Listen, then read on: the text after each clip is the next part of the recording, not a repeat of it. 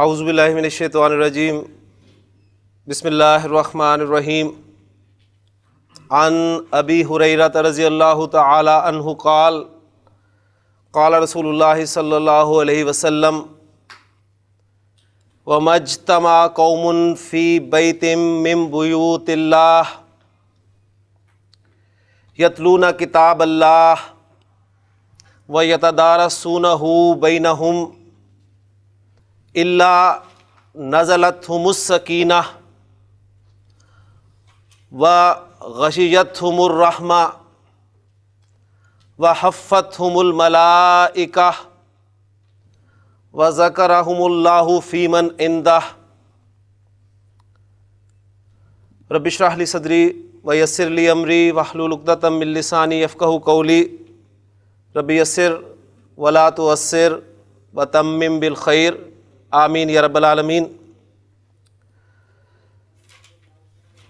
ایک حدیث میں نے آپ کے سامنے بیان کی ہے۔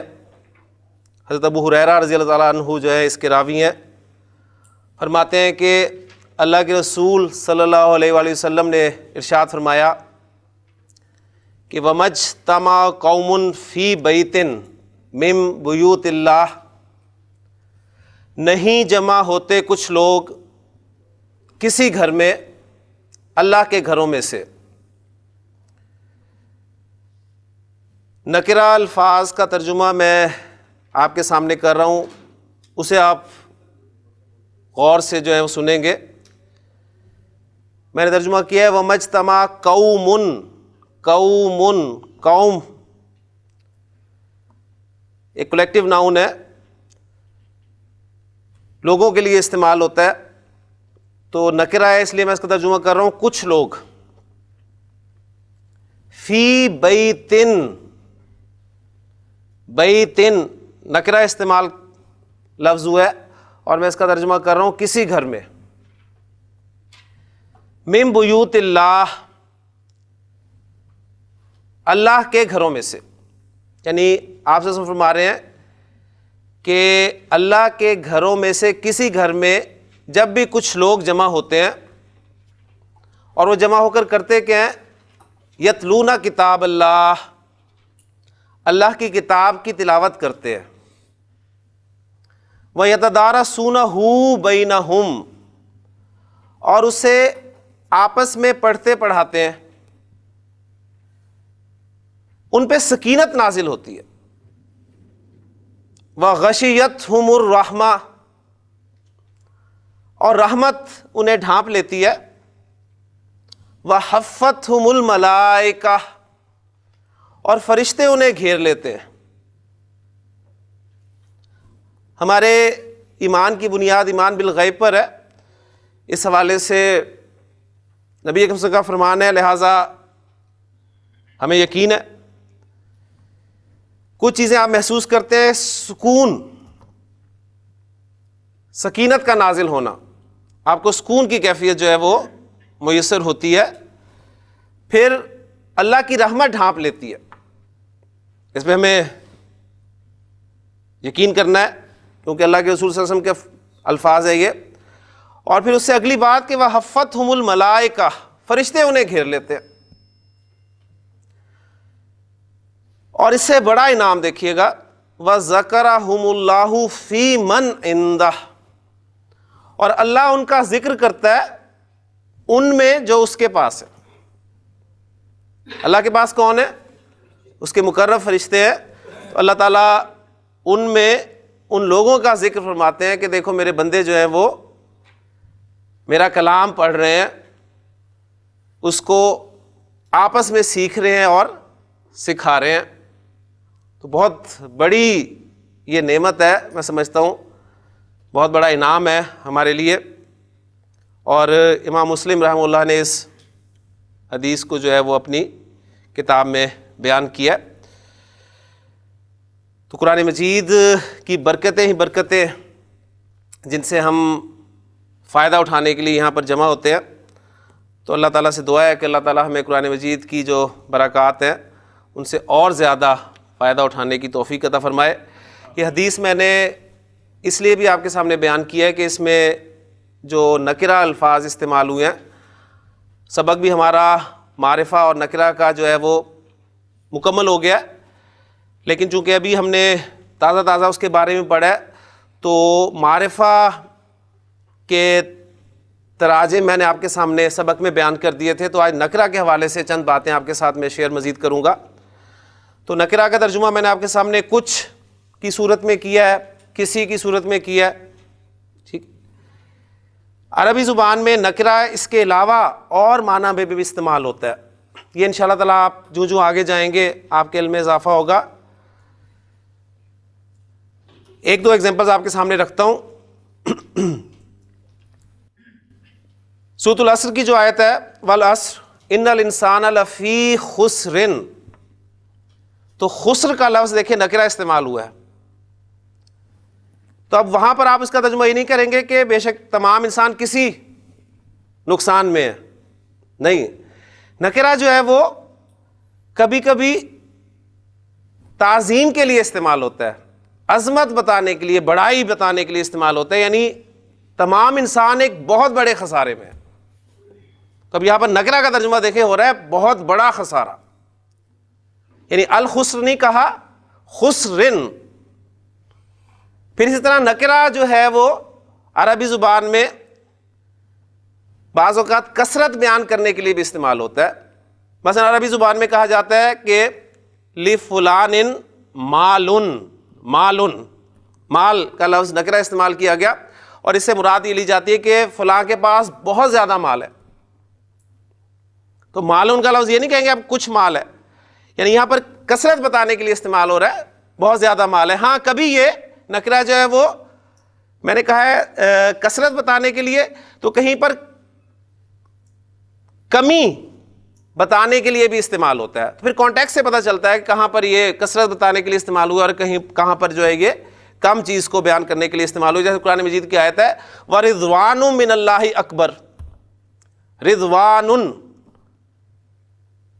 اب اس کا ترجمہ آپ دیکھیں گے بہت پیارا ترجمہ ہے کہ تھوڑی سی رضامندی بھی اللہ کی طرف سے، اکبر بہت زیادہ ہے، یعنی اللہ کی ہمیں تھوڑی سی بھی رضا اگر حاصل ہو گئی تو یہ ہمارے لیے بہت ہی زیادہ ہے. تو وہ رضوان من اللہ اکبر. اب رضوان کا لفظ جو ہے وہ رضامندی، وہ نکرہ لایا گیا تو اس سے مطلب یہ نہیں ہے کہ کچھ، یعنی مطلب یہاں پر یہ لیا جائے کچھ رضامندی، یعنی کوئی رضامندی نہیں اس کا ترجمہ کریں گے، بلکہ تھوڑی سی رضامندی، اللہ کی تھوڑی سی رضا یا اس کا راضی ہو جانا، یہ بھی ہمارے لیے بہت بڑا ہے. تو یہ کچھ نکرہ کے مفہوم آپ انشاءاللہ تعالی مزید جو آگے جائیں گے آپ کے سامنے آئے گا. تو الحمدللہ اسم کے جو چاروں پہلو تھے وہ ہمارے مکمل ہو چکے ہیں. معرفہ کی 7 اقسام میں سے 5 ہم نے پڑھ لی ہیں. 6 اور 7 کے لیے میں نے آپ کو کہا تھا کہ آپ نمبر لگا کر جگہ چھوڑ دیں گے انشاءاللہ تعالی. جیسے ہی ہمارے سبق میں وہ 6واں اور 7واں نمبر آئے گا میں آپ کو ذکر کروں گا اور آپ وہاں پر 6 اور 7ویں جگہ پر اس کو لکھ کر وہ فہرست جو ہے پوری کر لیں گے. ابھی اس وقت اس کا ہمیں فائدہ نہیں ہے اور ضرورت بھی نہیں ہے. تو الحمدللہ چاروں پہلو ہمارے مکمل ہو چکے ہیں. ذرا ذہن میں تازہ کر لیں. ہم نے اعراب کے بارے میں پڑھ لیا اور اب آج ہم انشاءاللہ تعالی جملہ شروع کرنے لگے ہیں. تو اس حوالے سے جملے میں یہ چاروں پہلو آپ کو صحیح طریقے سے معلوم ہونے چاہیے، اس لیے کہ ہم نے پڑھا تھا کہ ہم کسی اسم کو جملے میں استعمال نہیں کر سکتے جب تک ہمیں اس کے بارے میں 4 باتیں اچھی طرح معلوم نہ ہوں. تو میں چاہوں گا کہ ذرا جملہ شروع کرنے سے پہلے ہم ان چاروں پہلوؤں کو ذرا تیزی سے دہرا لیں. اور وہ جو 4 پہلو ان کے نام آتے ہی آپ کے ذہن میں کیا آنا چاہیے، بس وہ ریکوائرڈ ہے. اصل میں باقی ڈیٹیلز اتنی ہمیں ضروری نہیں ہے. مثلا پہلا پہلو ہے اعراب کا. تو اعراب سنتے ہی آپ کے سامنے کیا آئے گا؟ 3 حالتیں، اسم کی 3 اعرابی حالتیں، حالت رفع، حالت نصب اور حالت جر.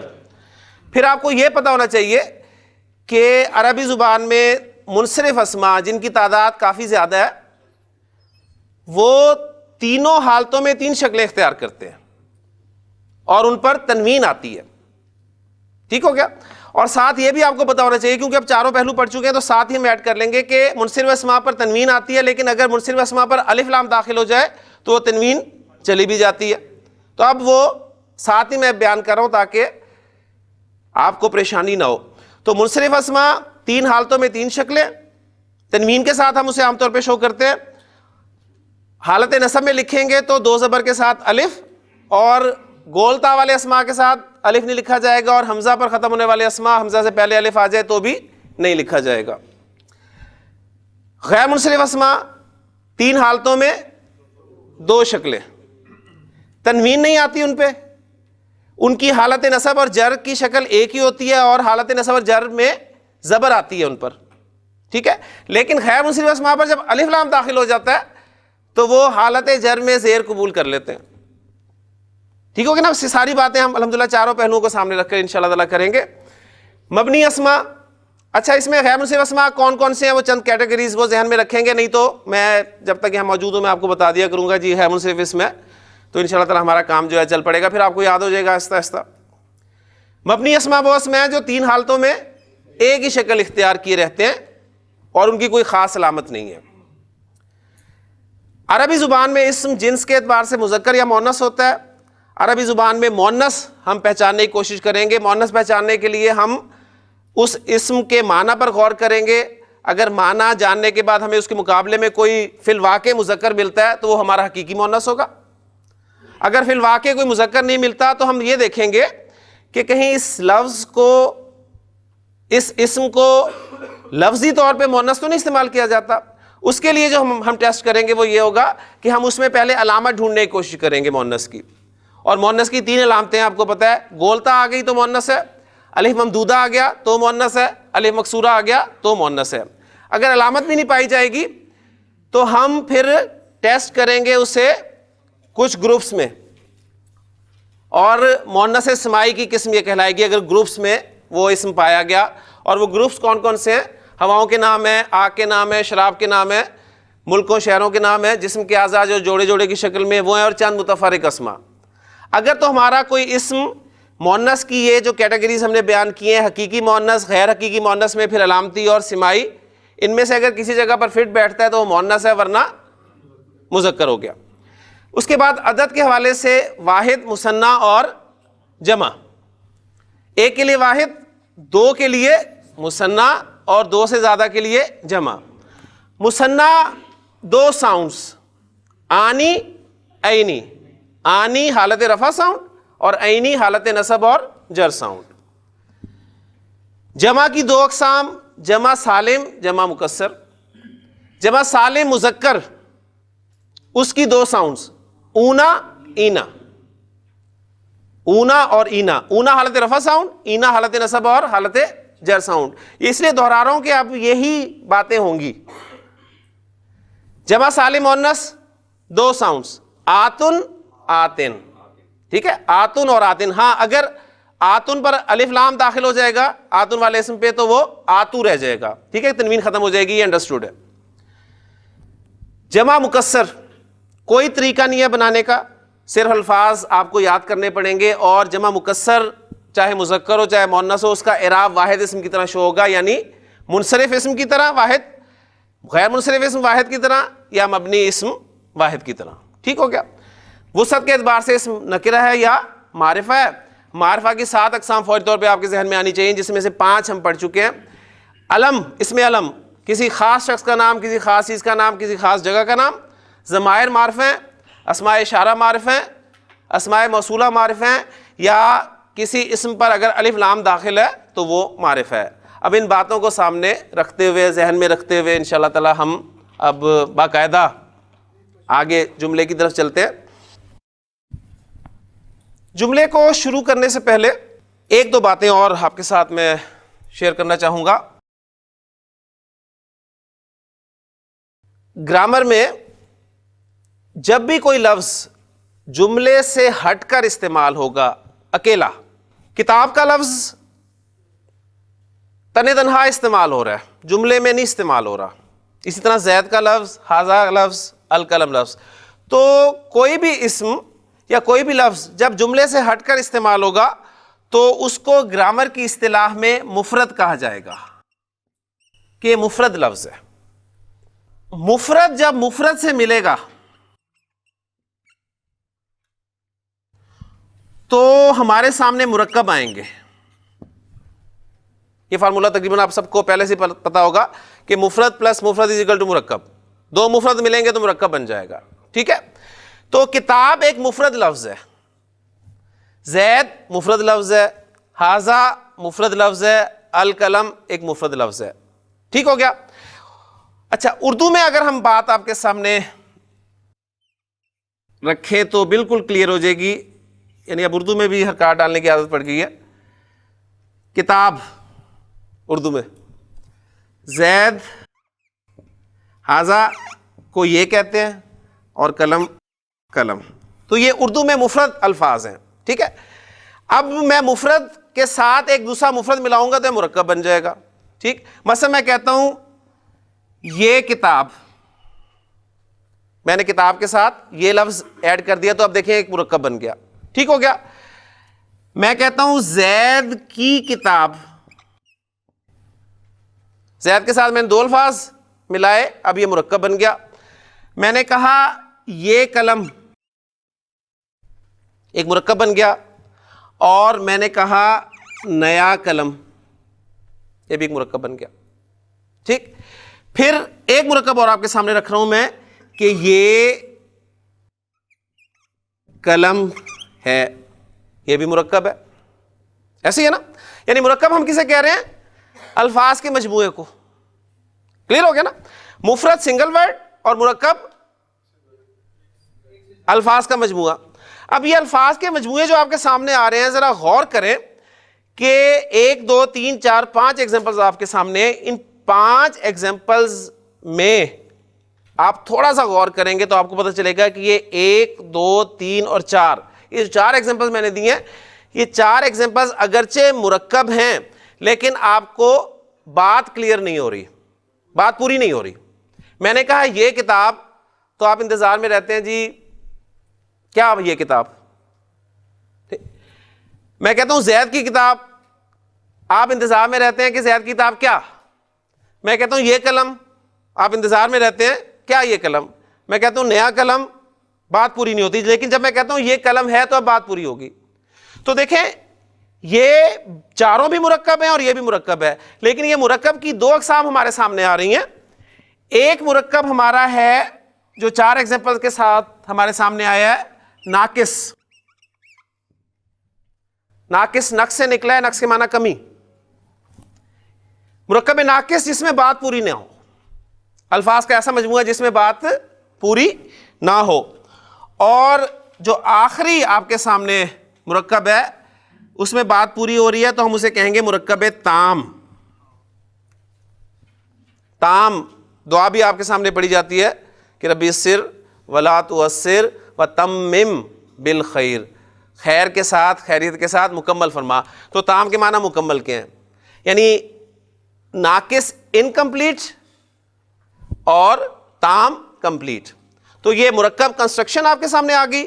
تو ناقص انکمپلیٹ کنسٹرکشن ہوگی اور تام جو ہے وہ کمپلیٹ کنسٹرکشن ہوگی. تو اب ہم مرکبات میں سے سب سے پہلے مرکب تام کو شروع کریں گے، اس لیے کہ مرکب تام جو ہے وہ پورا جملہ ہے. اور جب جملہ آپ کو سمجھ میں آ جائے گا تو پھر اس جملے میں انشاءاللہ تعالیٰ یہ مرکبات ناقص جو ہیں یہ ہم استعمال کریں گے اور اس کو اپنی جملے کو مزید بڑھائیں گے انشاءاللہ تعالیٰ. تو میں تھوڑی چینج کر رہا ہوں اس دفعہ. آپ کی بک میں ترتیب جو ہے وہ پہلے مرکبات ناقص جو ہیں وہ بیان کیے گئے ہیں، پھر اس کے بعد جملہ بتایا گیا. لیکن آج میں پہلے جملہ آپ کے سامنے شروع کر رہا ہوں کہ ایک دفعہ جملہ بنے گا اور آج انشاءاللہ تعالیٰ آپ جملے بنانے شروع کر دیں گے انشاءاللہ تعالیٰ. چھوٹے چھوٹے جملے آپ کے بنیں گے. اس کے بعد پھر ہم ان مرکبات کو، جو مختلف قسم کے مرکبات ہیں، ان کو ان جملوں میں انشاءاللہ شامل کریں گے. تو مرکب تام کو ہم جملہ بھی کہتے ہیں. کلیئر ہوگی جی. تو ہمارا اب جو سبق شروع ہو رہا ہے وہ جملے سے شروع ہو رہا ہے، لیکن جو آپ نے بات ذہن میں رکھنی ہے وہ یہ کہ جب بھی کوئی لفظ عربی گرامر میں جملے سے، ترکیب سے ہٹ کر استعمال ہو رہا ہوتا ہے تو اسے ہم مفرد کہتے ہیں. مفرد مفرد سے مل کر مرکب بناتا ہے، اور مرکب کی 2 قسمیں ہوتی ہیں، مرکب ناقص اور مرکب تام. اور مرکب تام ہمارا جملہ کہلاتا ہے. اچھا، اب یہیں ایک بات اور کر لیتے ہیں. عربی زبان میں جملے کی بھی 2 قسمیں ہیں. ایک جملہ اسمیہ کہلاتا ہے اور ایک جملہ فعلیہ کہلاتا ہے. جیسے میں نے آپ کو بتایا تھا کہ قرآن مجید میں استعمال ہونے والا ہر لفظ گرامر کے اعتبار سے یا تو اسم ہوگا یا فعل ہوگا یا حرف ہوگا. اب ایک بات اور نوٹ کر لیں کہ قرآن مجید میں استعمال ہونے والا ہر جملہ یا تو جملہ اسمیہ ہوگا یا پھر جملہ فعلیہ ہوگا. تو اگر ہم ان دو جملوں کو اچھی طرح سمجھ لیں تو قرآن مجید کی آیات ہمیں سمجھنی انشاءاللہ تعالیٰ آسان ہو جائیں گی. تو ابھی فعل تو ہم نے پڑھا نہیں ہے, اسم ہی پڑھا ہے, لہٰذا جملہ اسمیہ سے ہم سٹارٹ لے رہے ہیں. تو اس میں بس ایک اور ایڈ کر لیں کہ جملے کی دو اقسام ہیں عربی زبان میں, جملہ اسمیہ اور دوسرا جملہ فعلیہ. جملہ اسمیہ کسے کہتے ہیں؟ ایسا جملہ, سادہ ترین اس کی جو ڈیفینیشن ابھی اس وقت ہم سامنے رکھیں گے, پھر اس کے بعد اس میں تھوڑی سی چینج آ جائے گی. اس وقت ہم یہ سمجھیں گے کہ جملہ اسمیہ ایسا جملہ ہوتا ہے جو اسم سے شروع ہو رہا ہو. ٹھیک, یہ ہم اس لیے رکھ رہے ہیں کہ جملہ فعلیہ کے مقابلے میں کہ جملہ فعلیہ فعل سے شروع ہوگا عربی زبان میں جملہ کوئی فعل سے شروع ہو رہا ہے تو وہ جملہ فعلیہ ہے, اور اگر اسم سے شروع ہو رہا ہے تو جملہ اسمیہ ہے. مزید اس میں انشاءاللہ تعالیٰ آپ کے سامنے ڈیٹیلز اور آ جائیں گی. جملہ اسمیہ اردو میں پہلے ایگزامپل آپ کے سامنے رکھتا ہوں. ایک جملہ رکھ کر میں کہتا ہوں زید نیک ہے. کیوں جی؟ ایک جملہ ہے, الفاظ کا مجموعہ لیکن جملہ, مرکب لیکن مرکب تام, اور مرکب تام کو ہم جملہ کہہ رہے ہیں. زید نیک ہے, اس میں 3 الفاظ ہیں. یہ جملہ کس اسم سے شروع ہو رہا ہے؟ زید سے. دیکھیں میں کہتا ہوں زید, آپ انتظار میں ہیں کہ میں زید کے بارے میں آپ کو کچھ کہنے لگا ہوں. پہلی بات یہ ہے کہ میں جب کہتا ہوں زید تو اس اسم سے میں نے جملے کی ابتدا کیا. تو جس اسم سے جملہ اسمیہ کی ابتدا ہو اسے مبتدا کہتے ہیں. اب ہم جملہ اسمیہ کے اجزاء پڑھنے لگے. جس اسم سے جملے کی ابتدا ہو, جملہ اسمیہ کی ابتدا ہو, اسے کیا کہتے ہیں؟ مبتدا. میں نے کہا زید, آپ انتظار میں ہیں, جی ہاں جی زید کیا؟ میں کہتا ہوں جی زید نیک ہے. میں کہتا ہوں ابراہیم, آپ انتظار میں ہیں, ہاں جی ابراہیم کے بارے میں میں کیا کہنے لگا ہوں؟ میں کہتا ہوں ابراہیم سچے ہیں. میں کہتا ہوں قلم, آپ انتظار میں ہیں, ہاں جی قلم کے بارے میں میں کیا کہنا چاہتا ہوں؟ میں کہتا ہوں قلم نیا ہے. تو جس اسم سے میں جملے کی ابتدا کر رہا ہوں اس کو مبتدا کہیں گے, اور اس کے بارے میں جو بیان کر رہا ہوں وہ اس کی خبر کہلائے گی. تو جملہ اسمیہ کے 2 اجزاء ہوں گے, ایک ہوگا مبتدا جس سے جملہ اسمیہ کی ابتدا ہو, اور دوسرا ہوگا خبر, یعنی وہ بات جو آپ مبتدا کے بارے میں کہہ رہے ہیں. کلیئر ہو گیا؟ اور دلچسپ بات یہ ہے کہ عربی زبان میں ہے کے لیے لفظ ہی نہیں ہے. عربی زبان میں ہے کی عربی نہیں ہے, تو 2 ہی الفاظ بچے ہمارے پاس, زید اور نیک. ٹھیک ہے, اور عربی میں اس ہے کا مفہوم کیسے ادا کریں گے؟ اب وہ دیکھتے ہیں ہم یہ ہے کا مفہوم کیسے ادا کریں گے. اس کے لیے ہمیں جملہ اسمیہ کے رولز جو ہیں وہ یاد کرنے پڑیں گے. اگر آپ یاد کر لیں گے تو انشاءاللہ تعالی جملے بنانے آسان ہو جائیں گے. اور آج سے آپ کو پتہ چلنے شروع ہو جائے گا کہ حالت رفع میں اسم کس کی صورت میں استعمال ہوتا ہے. آج سے انشاءاللہ تعالی آپ کو پتہ چلنا شروع ہو جائے گا. پہلے آپ نے اسماء کی حالت رفع میں شکل پہچانی تھی, اب آپ کو وجوہات پتہ چلنے لگ جائیں گی. اچھا اس وجہ سے اسم جو ہے وہ حالت رفع میں آتا ہے. تو مبتدا اور خبر کے حوالے سے چند باتیں اگر ہم یاد رکھ لیں تو ہمارے لیے جملہ بنانا آسان ہو جائے گا. پہلی بات یہ کہ مبتدا اور خبر اعراب کے اعتبار سے, مبتدا اور خبر اعراب کے اعتبار سے دونوں حالت رفع میں ہوں گے. آپ جملہ اسمیہ بنانا چاہتے ہیں 2 اسماء سے, تو دونوں اسماء کو حالت رفع میں رکھ دیں. تو اسم کے حالت رفع میں ہونے کی پہلی وجہ آپ کے سامنے آ گئی کہ مبتدا آپ کا ہمیشہ حالت رفع میں ہوتا ہے اور خبر آپ کی ہمیشہ حالت رفع میں ہوتی ہے جملہ اسمیہ کی. کلیئر ہوگی؟ ایک پہلو کور ہو گیا جی. دوسرا پہلو, آپ کا مبتدا جو ہے وہ اکثر معرفہ ہوگا,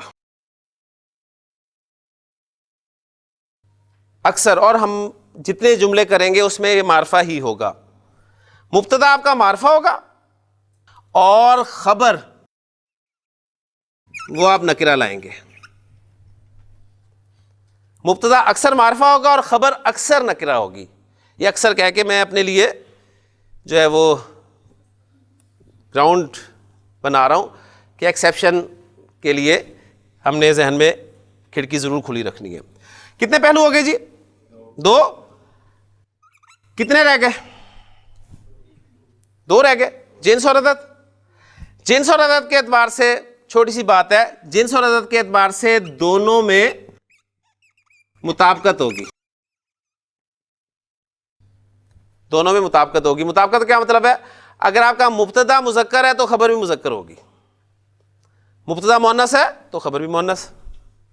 جنس کے اعتبار سے مطابقت ہوگی. عدد کے اعتبار سے مطابقت کا کیا مطلب ہے؟ مبتدا واحد ہے تو خبر بھی واحد, مبتدا مثنی ہے خبر بھی مثنی, مبتدا جمع خبر بھی جمع. یہ 3 باتیں آپ یاد رکھ لیں گے, آپ جملہ اسمیہ آپ کو بنانا آ گیا. پہلی بات, جملہ اسمیہ کے کتنے اجزاء ہوتے ہیں جی؟ 2. کون کون سے؟ مبتدا اور خبر. مبتدا کسے کہتے ہیں؟ جس اسم سے جملہ اسمیہ کی ابتدا ہو رہی ہے. اور خبر کیا ہوتی ہے؟ مبتدا کے بارے میں جو کچھ کہا جائے وہ خبر ہوتی ہے. کلیئر ہو گیا؟ اچھا, مبتدا اور خبر اعراب کے اعتبار سے کس حالت میں ہوتے ہیں؟ حالت رفع میں ہوتے ہیں. مبتدا آپ معرفہ لائیں گے اور خبر آپ نکرہ لائیں گے, اور جنس اور عدد کے اعتبار سے دونوں میں مطابقت رکھیں گے.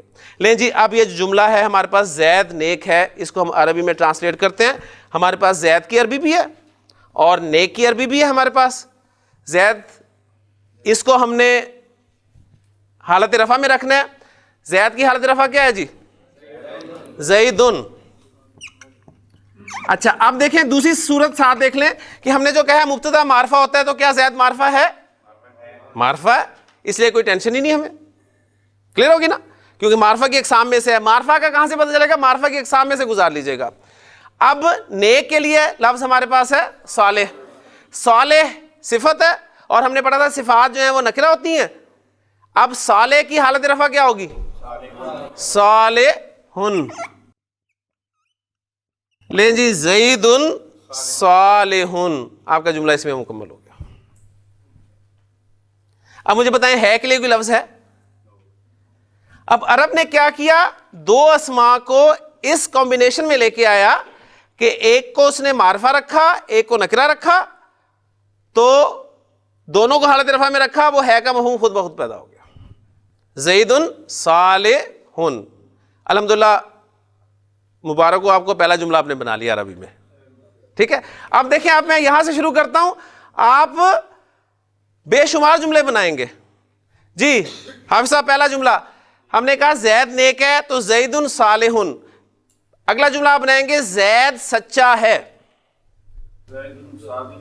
زیدن صادقن. اب زید کے بارے میں آپ نے دوسری خبر دے دی, ماشاءاللہ جی. جی بلال, اگلا جملہ ہے, زید استاد ہے, زیدن استاذن یا زیدن معلمن. ابھی ذرا دیکھیں, ایسے موقع میں عام طور پہ ایک بات ضرور سنایا کرتا ہوں. میں آپ کو کوشش کر رہا ہوں ایک ایک سٹیپ لے کے جانے کی اوپر کوشش کر رہا ہوں. ایک مرتبہ کسی شخص کی جو ہے وہ ٹانگ ٹوٹ گئی. اس کا دوست اس کی عادت کے لیے گیا. اس نے پوچھا اس سے, یار ٹانگ کیسے ٹوٹی؟ کہنے لگا کہ یار یہ تمہیں سامنے سیڑھیاں نظر آ رہی ہیں؟ اس نے کہا. کہنے لگا مجھے نظر نہیں آئی تھی. تو یہ سیڑھیاں کس لیے ہوتی ہیں؟ ٹھیک ہے, تو یہ میں آپ کوشش کر رہا ہوں کوئی ایک ایک سیڑھی چڑھانے کی, ورنہ پھر نقصان کا جو ہے خطرہ ہے. تو زیدن معلمن, زید استاد ہے. جی سعید, زید ڈاکٹر ہے, زیدن طبیبن.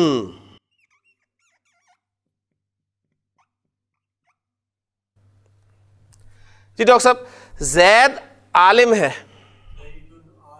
زیدن عالمن. زید عالم ہے. کلیئر ہو گیا جی؟ اچھا جی, اب دیکھیں ماشاءاللہ 1 2 3 4 5 جملے بن گئے. 5 جملے بن گئے. اب ہم نے زید کے بارے میں خبریں دے دی, مزید بھی دے سکتے ہیں لیکن ابھی ہم اس کو یہاں پر ہی رکھتے ہیں. اب ہم مبتدا کو چینج کرتے ہیں. جی آپ سے میں جملہ پوچھتا ہوں, فاطمہ نیک ہے. ماشاء اللہ جی, صرف ایک غلطی ہوئی ہے. فاطمہ تن انہوں نے کہا, وہ منصرف انہوں نے اس اسم کو بنا دیا, حالانکہ یہ فاطمہ جو ہے وہ غیر منصرف اسم ہے. ٹھیک ہے, اور کیوں غیر منصرف اسم ہے؟ عرب مؤنث نام غیر منصرف ہوتے ہیں. تو آپ کیا کہیں گے؟ فاطمہ تو صالحۃن.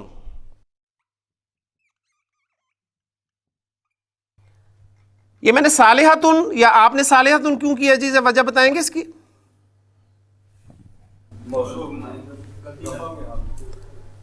جی رفع تو صالحۃن ہے نا, لیکن آپ نے صالحن کیوں نہیں رکھا فاطمہ کے ساتھ؟ اس لیے کہ مؤنث ہے. اور جملہ اسمیہ کی ہماری تیسری شرط یہ ہے کہ دونوں میں جنس اور عدد کے اعتبار سے مطابقت ہوگی. ماشاءاللہ جی, فاطمہ نیک ہے. اگلا جملہ آپ بنائیں گے جی, فاطمہ سچی ہے. فاطمہ تو صادقۃ. ماشاءاللہ جی. فاطمہ استانی ہے.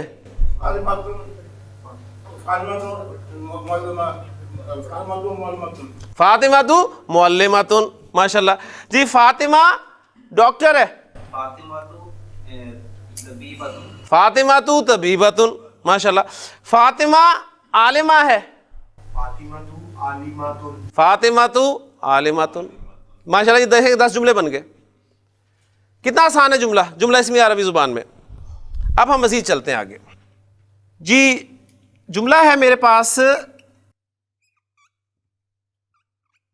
زید اور حامد نیک ہیں. زید اور حامد نیک ہیں. اب میرا مبتدا کیا ہے؟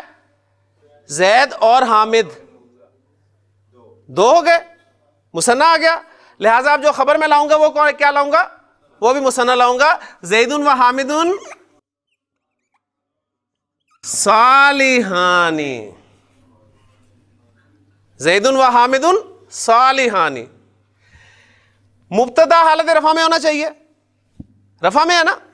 زید حامد رفع میں, صالحانی رفع میں ہے. کیوں جی؟ صالحانی رفع میں ہے. کیسے پتا چلا آپ کو؟ آپ کو پتا چلا مثنیٰ میں جب بھی آپ نے اعراب دیکھنا ہے ساؤنڈ سے دیکھنا ہے, حرکت سے نہیں دیکھنا. اگر آپ حرکت پہ جائیں گے تو آپ صالحانی کو کبھی نہیں مانیں گے کہ یہ رفع ہے. آپ کہیں گے جی اس پہ زیر آ گئی تو یہ تو جر ہے.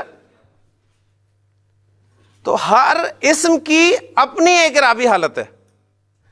صالحانی مثنیٰ میں آنی ساؤنڈ جو ہے وہ رفع کو شو کرے گی. تو زید و حامد صالحانی. جی زید اور حامد سچے ہیں. صادقانی. ٹھیک ہے, صادقانی. ٹھیک ہے, صادقانی. دیکھیں جی بس آنی ٹھیک ہو گیا, باقی ویکیبلری ہے, خیر ہے جی. زید اور حامد ڈاکٹر ہیں.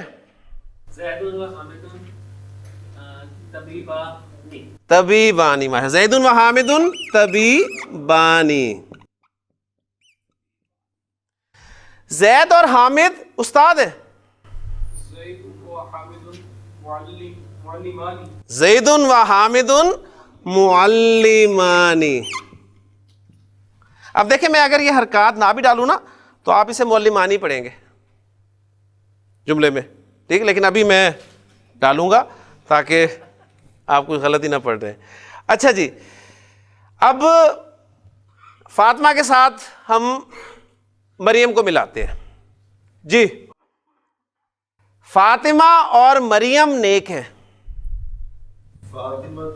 جی جی فاطمہ تو ماشاءاللہ جی, و مریم صالحتانی. صالحتانی. ماشاءاللہ جی. فاطمہ اور مریم سچی ہیں.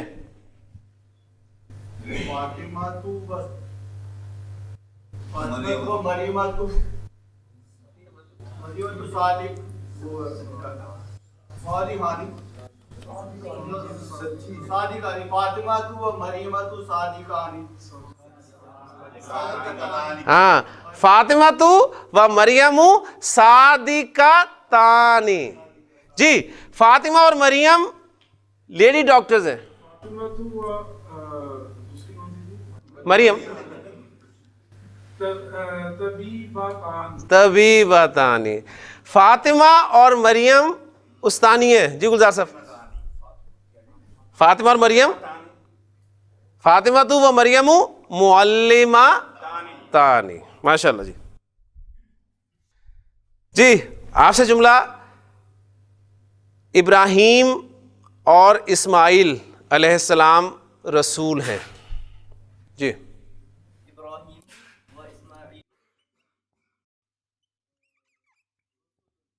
ابراہیم و اسماعیل و اسماعیل رسولانی. رسولانی.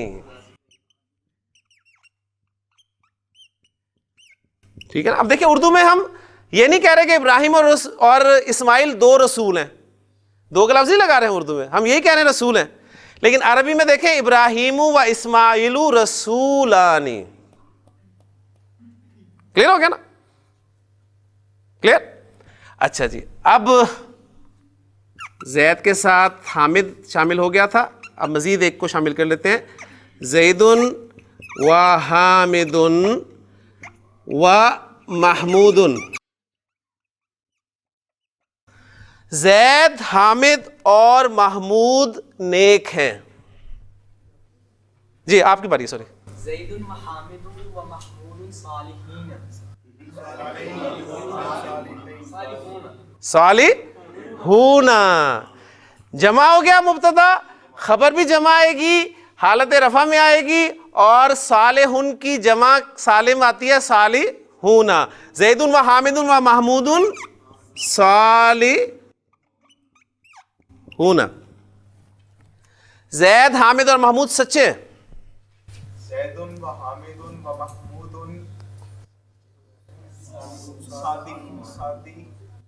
صادقون. صادقون. جی زید حامد اور محمود استاد ہیں. زید و حامد و محمود معلمون. معلمون. ماشاءاللہ. دیکھیں یہ آپ جملے بنا رہے ہیں. جی آپ کی طرف آتے ہیں. ہم نے کیا فاطمہ و مریم, میں اعراب جان کے مس کر رہا ہوں, و زینب.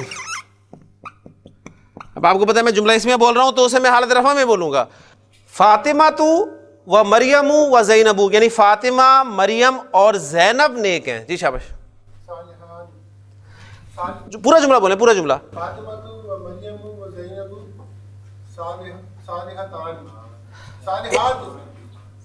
کوئی جی جی فاطمہ مریم اور زینب نیک ہیں. جی فاطمہ و مریم و زینب صالحات. صالحات.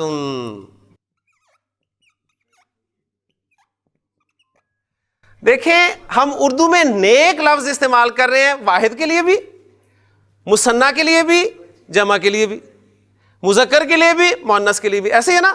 لیکن دیکھیں عربی میں ایسے نہیں چلے گا. عربی میں آپ کو نیک لفظ کو اس مبتدا کے مطابق گھمانا ہے. مبتدا اگر مذکر ہے تو نیک کا لفظ آپ نے مذکر لانا ہے, مؤنث ہے تو مؤنث لانا ہے, واحد ہے تو واحد لانا ہے, مثنیٰ ہے تو مثنیٰ لانا ہے, جمع ہے تو جمع لانا ہے. اب آپ کا مبتدا جمع ہے اور مؤنث ہے, لہٰذا خبر بھی آپ نے یہ جمع سالم اس لیے سیکھی تھی ہم نے. ہمیں اگر نہیں پتا ہوتا تو جملہ غلطی یہی ہونی تھی. جی کوئی سوال؟ تو پھر اسی سے کہا کہ آ جائے گا اور اس کی ضرورت نہیں ہوگی عربی میں. بالکل عربی زبان میں اسی طرح کاکے کی وغیرہ بھی نہیں ہوں گے. ابھی تو ہے نہیں ہے نا, تو انشاءاللہ مزید آپ ابھی دیکھتے جائیں کیا کچھ آئے گا. جی اگلا جملہ. فاطمہ مریم اور زینب سچی ہیں. فاطمہ و مریم و زینب صادقات. صادقات.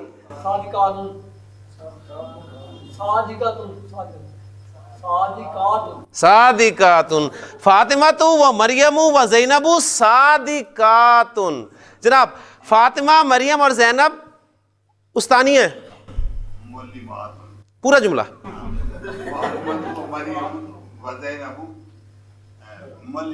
معلمات. نہیں جی ماشاء اللہ، جملہ دیکھیں آپ کا جملہ اسمیہ بن گیا.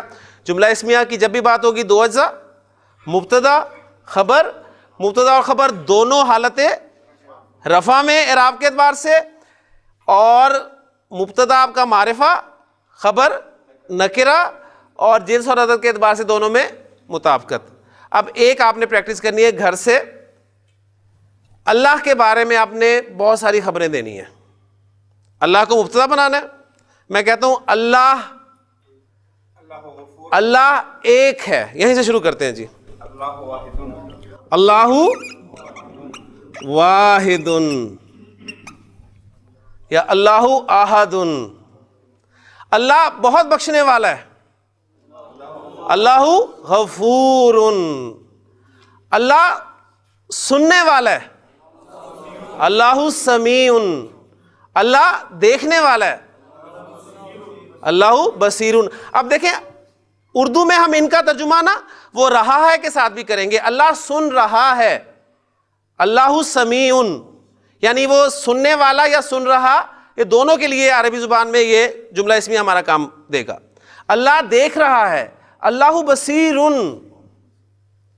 محمد صلی اللہ علیہ وسلم رسول ہیں.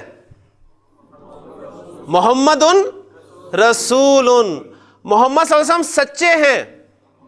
محمد صادق. محمد صلی اللہ علیہ وسلم امین ہیں. محمد امین. تو ماشاءاللہ ہم نے آج معرفہ کی پہلی قسم جو تھی علم، اس کو مبتدا کی جگہ پر رکھا ہے. انشاءاللہ تعالیٰ اس طرح ہم جو باقی قسمیں ہیں ان کو ایک ایک کر کے، یعنی ضمائر کو، معرف باللام کو اور اسماء اشارہ کو مبتدا کی جگہ پر رکھیں گے، اور پھر اسی طرح انشاءاللہ تعالیٰ جملے بنائیں گے. ہاں جی، کوئی سوال اگر آپ کے ذہن میں ہے تو جی.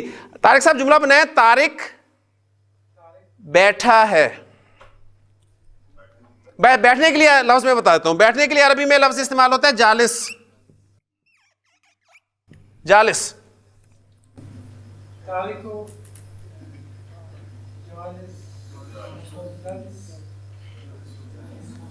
عربی میں آخری حرف پہ ضرور کچھ نہ کچھ بولنا ہے آپ نے. طارقن جالسن. طارقن جالسن. لیں جی انشاءاللہ تعالیٰ کل مزید جملے لے کے آپ کے سامنے آئیں گے. سبحانک اللہم و بحمدک اشہد ان لا الہ الا انت استغفرک و اتوب الیک.